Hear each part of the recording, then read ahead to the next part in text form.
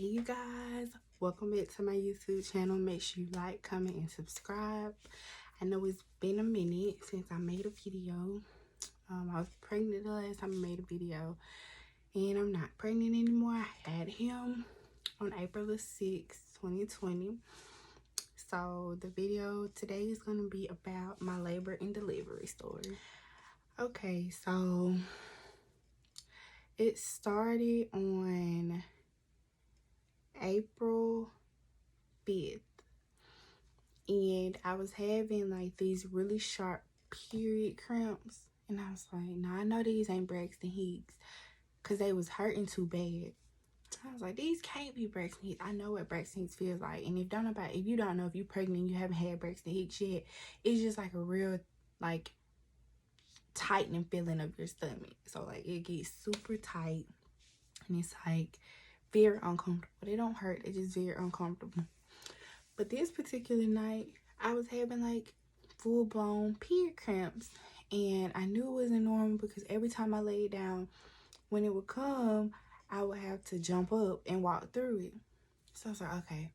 So it was like 2 in the morning. I had just recorded a Snapchat video of him moving in my stomach and everything, which I will post in this video so that y'all can see, and it'll probably have like the time that it was happening on there, or the time I recorded the Snapchat video or whatever. But I was like, okay. So every time it kept happening. So at about 2 in the morning, I went to tell my mom. I was like, Mom, I'm having really bad period cramps. I don't know if they're contractions or not. I said, I've never felt it before, but I'm not sure. So she was like, okay, what do you want to do? I was like, well, I don't want to go all the way to, now mind you, I live like an hour away from the hospital. So I was like, well, I don't want to go all the way up there and then they send me back home, because it's just a pointless drive. Like, I don't want to do that. I want to make sure, that I'm in labor before I go. Okay, so I waited and I waited, and they were just getting worse and worse. They was like getting worse and worse. And I was like, I can't do this. So I was like, okay. So like 6 o'clock in the morning came, and I was like, well, she got up, she came to check on me. I was like, still walking around, trying to breathe through contractions and everything. So she came in there, she's like, so have you decided what you wanted to do? I was like, well, I'm just gonna wait until my doctor opened, which my doctor opened at 8:30. So I was like, okay, well, I probably can wait 2 more hours. It's 2 hours. I'll just breathe through it like I've been doing all night. Mind y'all, I didn't sleep none at night.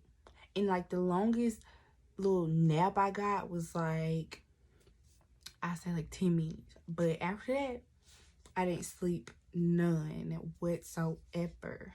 None. So then I was like, well, I'll, just wait or whatever. So when she came in there with her, I went and got in the shower. I was like, okay, well, let me go ahead and take my shower. So when I do get ready to go, then, I go. Y'all, when I tell you they got so bad, I couldn't take it no more. So she was like, okay, well, we're going to go now.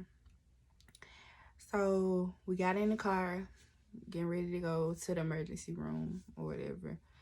I'm timing my contractions. Now, mind y'all, when I was asleep, when I took the little nap or whatever, when they started, I downloaded this contraction app, which I will put on the screen so that y'all can see how fast my contractions were coming.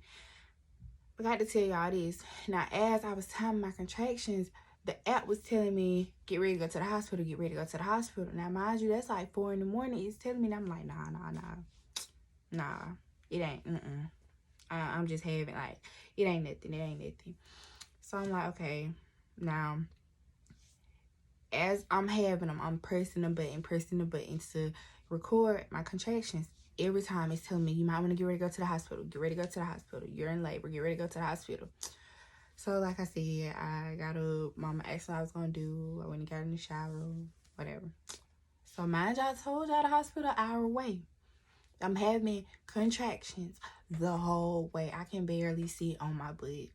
They were hurting so bad I could barely sit on my butt. So then she timing it, like, it was to the point where I could not time the contractions myself because they were so bad. Like, I couldn't press the button to time the contractions when I was having them because it was just so bad. So I was just breathing through it. So my mama saw that I couldn't time them myself, so she started timing them. She'll look at her clock in her car to, you know, time them for me. At this time, they were coming like at least 5 minutes. It was like 2 to 5 minutes apart. 2 to 5 minutes apart. They were coming back to back.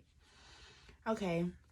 So we ride. I'm in my seat, like I'm in the car like this, you know, trying to lift up or whatever. Because they hurting so bad and it hurt for me to sit down. So and the pain was in my lower stomach. Really, it really wasn't too much in my vaginal area. It's in my lower stomach, and I also did not have butt. Well, I think I had like small butt cramps, but it was mainly in my lower stomach. So we put her to the emergency room, and you know, with corona and everything going on, they have to like check your temperature. You have to have a mask on. All this. They gotta take all the precautions. So pull up. They check my temperature. My mom goes and they put me in a wheelchair with me, and my mama goes and I check, and we both go to the bed, you know, so they could check me in and stuff. And she's like, "What's going on today?" I was like, "I think I'm in labor." She was like, "Well, how far apart are your contractions?" I was like, "They like 2 to 5 minutes apart." Now, mind you, I'm having contractions as I speak, so it's hard for me to speak. So then my mama had to take over so that she could start talking to the lady because I could not do it. I literally could not do it. So then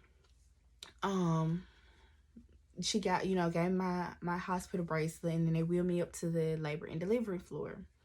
So I get up there, and the nurse come in. She's like, the nurse come in, you know, she's like, "What's going on?" You know, I was like, "I think I'm in labor." I said, "I'm not sure, but I think I'm in labor. I've been having contractions all night." So they put the little belly monitor on me, and they see, like, as soon as they put it on, they see like a contraction skyrocket, and they're like, "Oh yeah, you're having contractions." So she's like, "Okay, so what we're gonna do is we're just gonna check you and see if you dilated." Now, when I went to my appointment, like the week before, I think I was only 1 centimeter. So when she checked me, she was like, "How many centimeters do you think you are?" I was like, "I'm hoping 4, because if I'm not 4 centimeters, then I hate to see what labor really gonna be like, because this hurts." So she was like, "Okay, I'm gonna check you." So she checked me. She was like, "Yep, you're 4 centimeters. Y'all are staying." Now, mind you, I could only have 1 person with me at the hospital the whole entire time. Nobody could come see me. Nobody could come see my baby. Nobody could come see any of us because of the corona precautions that they were taking. So my mom was the only one in the room with me. So y'all, when I tell y'all, I got to the hospital at like 7 o'clock. 7 o'clock. I was 4 centimeters when I got there at 7. Y'all, at 9 o'clock, I was like 6 or 7 centimeters. Okay, so I kept telling her, I was like, I gotta pee. She's like, "Okay, I'm gonna insert the catheter so that you can use the bathroom." I was like, "Okay." So y'all, when I used that bathroom, I jumped from like 7 centimeters to 10 within like 2 hours. Like, it came like fast, like really fast. Then I kept telling her, I was like, "Well, can I get my epidural? She was like, "Yeah, you can." She was like, "I'm going to be honest with you. If you hadn't have left home when you did, you probably would have been having that baby on the side of the road." And I was like, "Oh my gosh, like, I'm really doing this. Like, I'm really, really doing this." So then I was like, okay, so they gave me the epidural, you know, it's like, sit still. My job. Side note, epidural does not hurt. It is a lifesaver. You will be so happy when you get it. You will feel so relieved. You will be so, so happy. Everything will just go smoothly. So yeah, got the epidural laid down or whatever. Now the man who did my epidural, he was amazing because I was still able to move, help them, like put the pad under me. I was able to, you know, like move my legs, although they're supposed to be numb. All of that while not feeling any pain. I was not feeling any contractions, and I was still able to move my legs and do everything that I needed to do. So I kept telling him, I was like, I gotta poop. Like, I really got to poop. And then it's like, "Oh, that's the baby." And I was like, you're like, I'm about to poop on myself, like literally. So they put my legs on the little sternum things or whatever, And they get down there and she was like, okay, so y'all know they do a practice push before you actually start pushing. So I did. She was like, okay, do a little push for me. Then she was like, no, stop. I'm like, what? She was like, your baby's right there. So they get dressed up and, you know, all in there, stuff to deliver my baby. Y'all, my baby literally came out in 2 pushes. 2. I pushed 1 time, I pushed 2 times, and he was out of me, literally. So once I pushed him out, it was like, oh my gosh, I hope when I have kids that it's, you know, you made it look easy. You're a champ. She's like, you sure you haven't had kids before? I was like, yeah, this is my first baby. I haven't had any kids prior to this. This is my first baby. So, you know, after you had a baby, they got to check and make sure you hadn't torn and different things like that. But then they got to deliver the placenta, which everybody say it hurt. But y'all, it did not hurt me. It did not hurt me. Everybody experience is different. I had a great experience. I hope when I have my other children that all of my experiences are similar to my first pregnancy, because it was a blessing and it was super easy and it went by fast as far as the labor and delivery experience. So when they delivered my placenta and everything, she checked for tearing, no tearing or anything like that. So when he came, he was 5 pounds 5 ounces, which I thought he was gonna be way bigger because I was huge. I'll post a picture of how big I was when I was pregnant with him, so that y'all can see how big I was. And then for him to come out that small, I was like, oh my goodness, like he's small. Like, okay, I didn't expect it. So then they took him, well, we did skin to skin, and we tried to get him latched onto my boob, which he wouldn't. So then they noticed that his temperature was not where it should be.